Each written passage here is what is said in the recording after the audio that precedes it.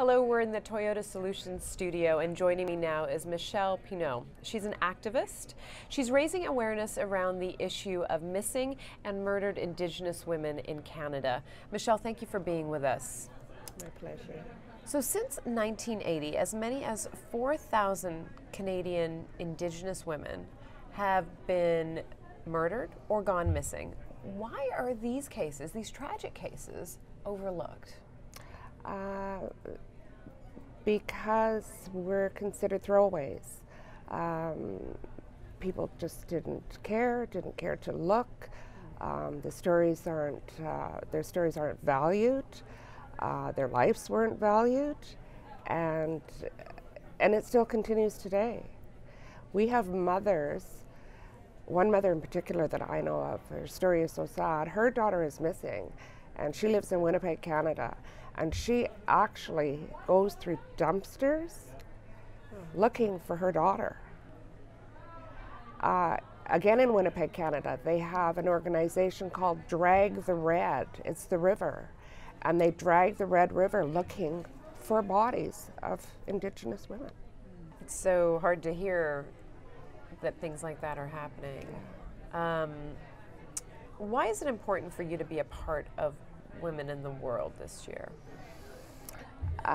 Because our story now is so important. It's finally got up there. It's finally, at a point where they're talking about a national public inquiry. Finally, after years and years and years, the government is finally going to do something about it. And do you feel like you have a little bit of momentum then? And it's to raise awareness. It's to let people know. A lot of Canadians don't even know that this is going on. I myself didn't even know what was going on until I lost my child, until I lost my daughter. Right. I didn't know the severity of the problem. You hadn't heard about it, or no. What do people need to know about this, quote, Canada's shame?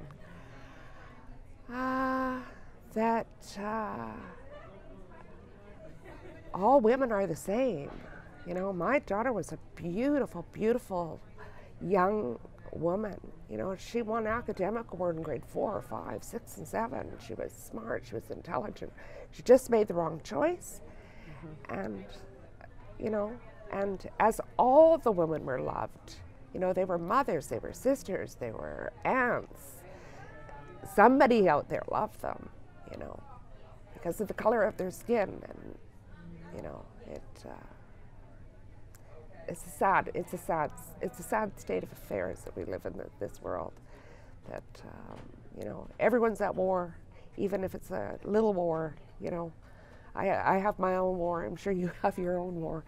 So to be here and to hear all the different stories, it's just so sad. What's the message that you're sharing with people when you speak with them? What I'm trying to do is raise awareness. I lost my daughter.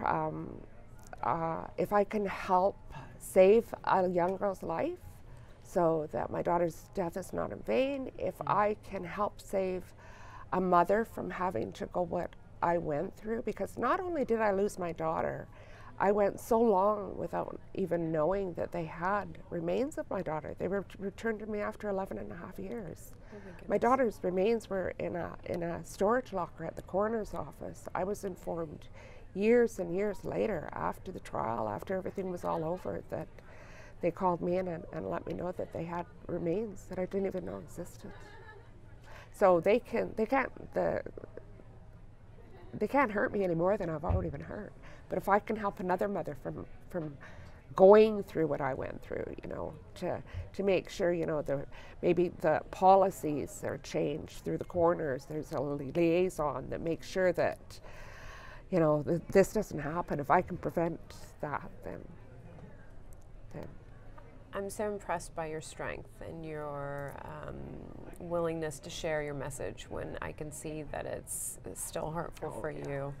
I'm so sorry. Yeah, well, I say I can sit at home and cry, or I can go out in the world and try to do something. Yeah.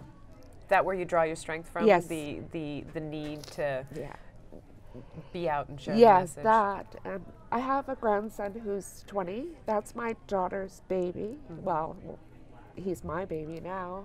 And he kicks my butt. And if I don't get up, and if I say, I can't do this anymore, I can't do this, he's the one that kicks my butt. He plays tough love with me. Mom, get out, go do it, you know.